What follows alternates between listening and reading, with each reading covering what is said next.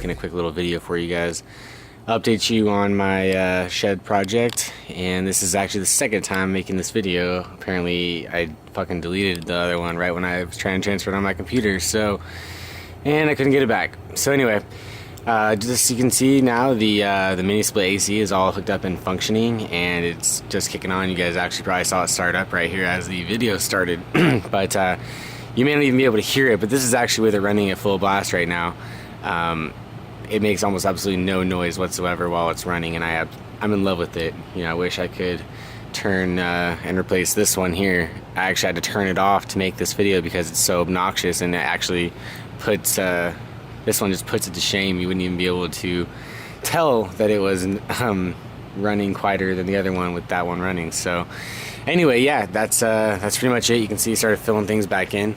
I've also started running the water line into the shed at the moment. That's gonna have to wait until next weekend, but I've ran it all the way over to here. I just have to connect it right down there, 90 it over, and then up into the shed. So let's go inside and take a look.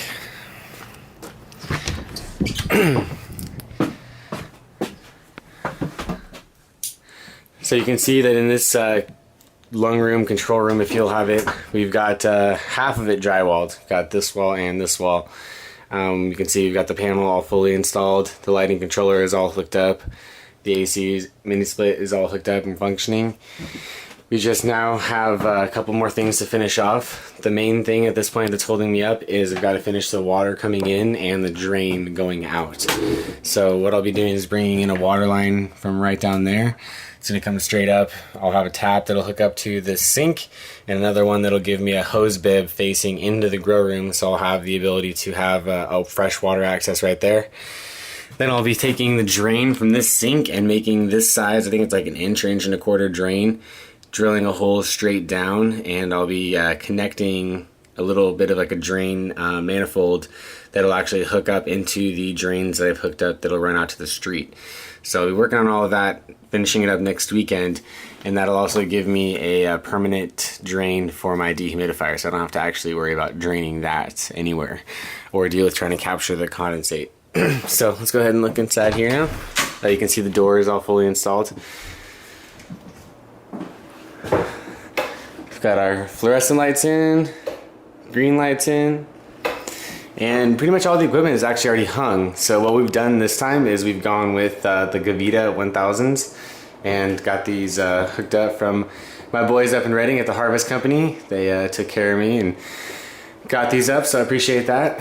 And you can see we're using quite a bit of the other equipment from the warehouse. For example, we've got the Cap Gen 1, the CO2 burner here, and we've got the Sentinel PPM, I think it's a PPM 4, can't remember exactly the part number, but it's the complete environmental controller, and we'll be using this just to maintain temperature, CO2, humidity.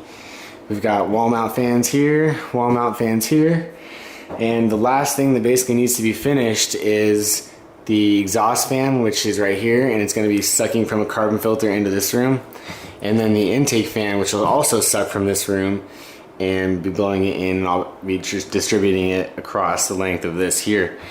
And the final aspect to the whole process is there'll be one more fan that's actually a 6-inch fan mounted up in the attic, and it'll be sucking fresh air from outside through this front ventilation grate that we've discreetly put in, and it'll bring and dump fresh air into this room. So this room's air will be getting brought in with fresh air, cooled, blown in through this room, and then exhausted back into here, and completely recycling all of the air at all times, and only cooling the air by the ACs when it becomes necessary.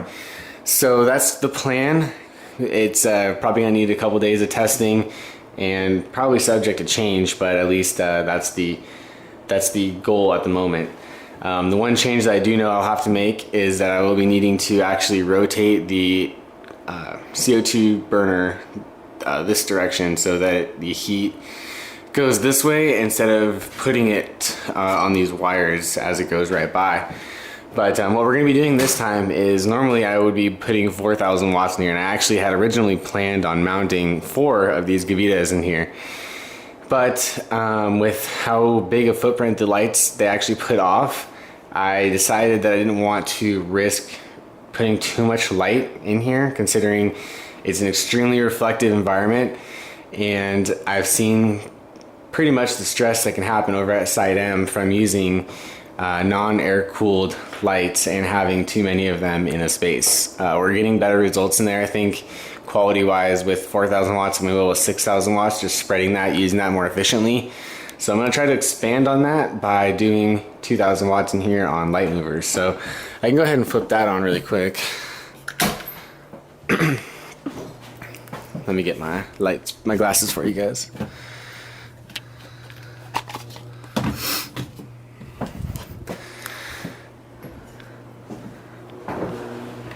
All right, so what I have is I have one light mover moving in this direction and one moving in that direction, and they're at opposite places, so they, as I drop stuff, so they meet in the center, but this is to hopefully make sure that they don't create any hot spots whatsoever and spread the light as efficiently as possible. So I'm really looking forward to trying this out. This is something new for me, so it will be an experiment as I continue to dial this in. But what I really like to do is essentially pack this entire grow space with plants in the end, which is a 9x7 area, which is just pretty close to about the size I would normally use in a 4,000 watt room, and try to really just maximize my yield in here to where I can hopefully get it pretty close to about 4,000 watts worth of production and not need hardly any electricity at all. 2,000 watts is really nothing, and the AC runs so efficiently that it really doesn't draw too much. So I'm really looking forward to seeing what I can actually do with this room. I guess the only other thing I didn't talk about is I've got one of the old dehumidifiers from the warehouse, again mounted right here. The condensate line will go out into a direct drain, and for the first grow we'll be setting this up pretty similar to how I had done it in the warehouse, with 5-gallon buckets just on the floor with a pretty standard drip system. And we'll be modifying that in the future, probably after the first grow, maybe the second grow, depending on timing and funds. But I will be modifying this to more of a limbo style feeding system, if you will. And that's basically the end goal here. So pretty much in the home stretch at this point, but just got a couple minor things to do with basically in relation to the ventilation. I want to make sure that I have plenty of fresh air coming into this shed. And by recirculating all of the air like this, it allows me to contain everything within the shed with minimal to no real visual access needed to the outside. I've done everything in a manner that hides it, so that this should look pretty much completely nonchalant from the outside. You won't see any electrical coming in, no ventilation going out. And that's the way I wanted it for this one. So I'm really happy with the way that it looks at this moment.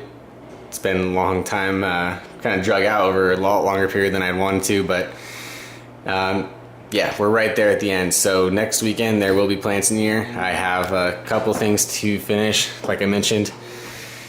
But yeah, we're there. So getting ready to start hopefully having a lot more steady flow of videos for you guys. So if you have any questions that you want answered, please feel free to let me know, and I will try to be more diligent about getting back to you all. So that's pretty much it for now. If you have any questions, please feel free to let me know. Other than that, see you next time.